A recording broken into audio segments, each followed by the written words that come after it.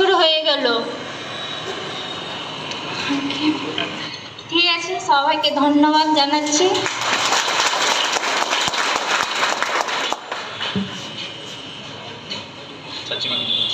যে কথা উনি বললেন আফরোজুলের মা, সত্যি যার পিতা চলে যায় সেই বোঝে।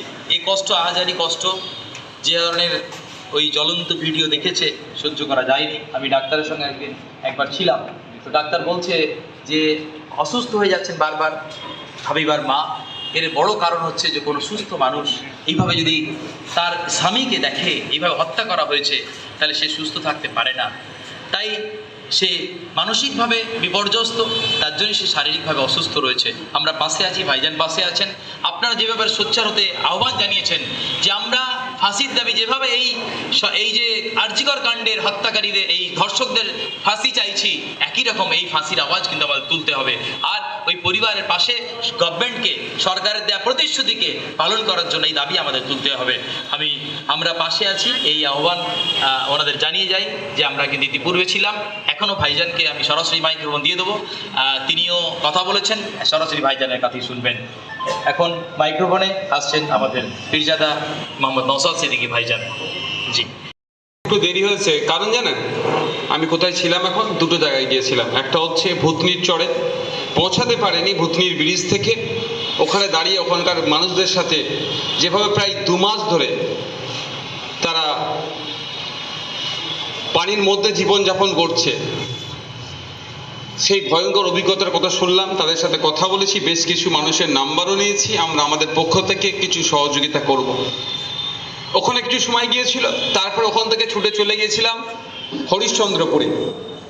সেপ্টেম্বরের 6 তারিখে ডেথ সার্টিফিকেট অনুযায়ী সেপ্টেম্বরের 6 তারিখে মারা গিয়ে হত্যা করা হয়েছিল, খুন করেছিল মোহাম্মদ মতি আলীকে, 42 বছর বয়স। সেও রাজস্থানে কাজে গিয়েছিল, মালিক তাকে ভালোবাসত। এই অপরাধটা, সে কর্তব্যপরায়ণ ছিল, সততার সাথে কাজ করত, কোনো অন্যায় করত না। একাটান একটা মালিকের কাছে 20 থেকে 22 বছর কাজ করছে। স্বাভাবিকভাবে সে নিজের যে কাজের মাধ্যমে মালিকের মন জয় করে রেখেছিল। তার সাথে উড়িষ্যা বিহারের কিছু শ্রমিক ছিল, তাদের ঈর্ষার কারণ হয়ে দাঁড়িয়েছিল। তাকে পিটিয়ে নৃশংসভাবে তার পেট ফুটো করে দিয়ে তাকে মৃত, অর্ধমৃত অবস্থায় ছেড়ে দিয়েছিল, আশঙ্কাজনক অবস্থায় ছেড়ে দিয়েছিল। পরে হসপিটালে ভর্তি করার পরে সে মারা গিয়েছিল। তার বাড়ি আমি গিয়েছিলাম। তো আমি আপনাকে একটা কথা বলি, আমার বোন 7 বছরের কথা বললো। আমি এখানে দাঁড়িয়ে বলছি, যদি ওই শম্ভুলাল রেগড়ের যদি বিচার হয়ে যেত, তাহলে আমাদেরকে নতুন করে হরিশ্চন্দ্রপুরের ঘটনা দেখতে হতো না। কারণ যে কে অন্যায় করলে তার শাস্তি হবে। উনি ফাঁসির কথা বলেছেন। ব্যাপারটা আপনাদের বলি, এখন দুর্ভাগ্যের বিষয় আমাদের যে ওন ক্যামেরা, যেটা কোনো আর এভিডেন্সের প্রয়োজন নয়, দেখা যাচ্ছে সে একটা মানুষকে পিটিয়ে আগুন লাগিয়ে হত্যা করলে, পুড়িয়ে মারছে। তার ভিডিও রেকর্ডিং থাকার পরেও এখনো তার বিচার হলো না। আমাদেরকে ভাবাচ্ছে, আমাদেরকে মনে প্রশ্ন তুলছে। এবার আপনি বলতে পারেন যে কেন বিচার পাচ্ছে না? আপনি আমি ঘুমিয়ে পড়েছি বলে বিচার পাচ্ছে না। যদি আপনি আমি জাগ্রত থাকতাম, এই আমাদের আফরাজুলকে নিয়ে সবসময় যদি চর্চা করতাম যে আফরাজুলের বিচার চাই, সকাল সন্ধ্যা রাত্রে যদি আমরা এগুলো বলতাম, তাহলে দেখতেন 7 বছর নয়, ওই 1-1.5 বছরের মধ্যেই ওর বিচার ঘোষণা হয়ে যেত, ওর যে পানিশমেন্ট সেটাও পেয়ে যেত। কিন্তু দুর্ভাগ্যের বিষয়, আমরা ঘুমিয়ে পড়ছি। আমাদের ঘুমিয়ে থাকার জন্য বিচারটাও ঠান্ডা করে চলে যাচ্ছে। এই ঘটনা আমি আজকে কি বিষয় নিয়ে আছে, আমি এই বিষয়ে বেশি বক্তব্য দেবো না, সময় স্বল্প। আমি আজকে যেটা এসেছি সেটা বলছি। গিয়েছি মতি ভাইয়ের বাড়িতে। আমি জিজ্ঞাসা করলাম তার পরিবারের ভাইদেরকে যে এফআইআর এর কপি কোথায়, পোস্টমর্টম রিপোর্ট কোথায়? কিছুই দেখাতে পারলো না। কিছু কাগজ এনে আমার হাতে দিল, একটা ফাইলে। সেখানে দেখলাম ডেথ সার্টিফিকেট আছে। ডেথ সার্টিফিকেটটা নিয়ে আমি পড়লাম। পড়ার মধ্যে মেডিকেলের আলাদা ভাষায় হয়, আমরা চলিত ভাষায় কি কজ অফ ডেথ, মৃত্যুর কারণ, সেখানে কিছুই লেখা নাই।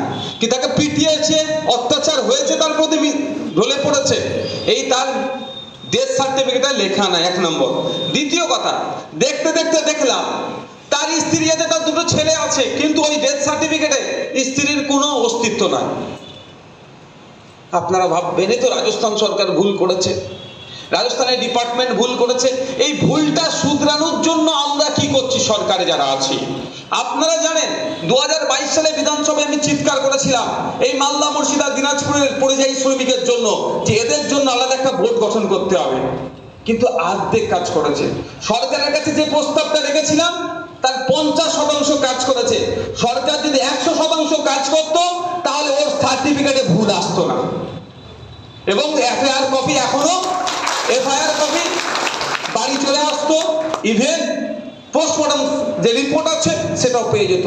আমি কি বলেছিলাম, প্রতিটা রাজ্যে একটা করে নোডাল অফিসার রাখতে হবে, শুধু খুন নয়, বাংলা ভাষায় কথা বলার জন্য।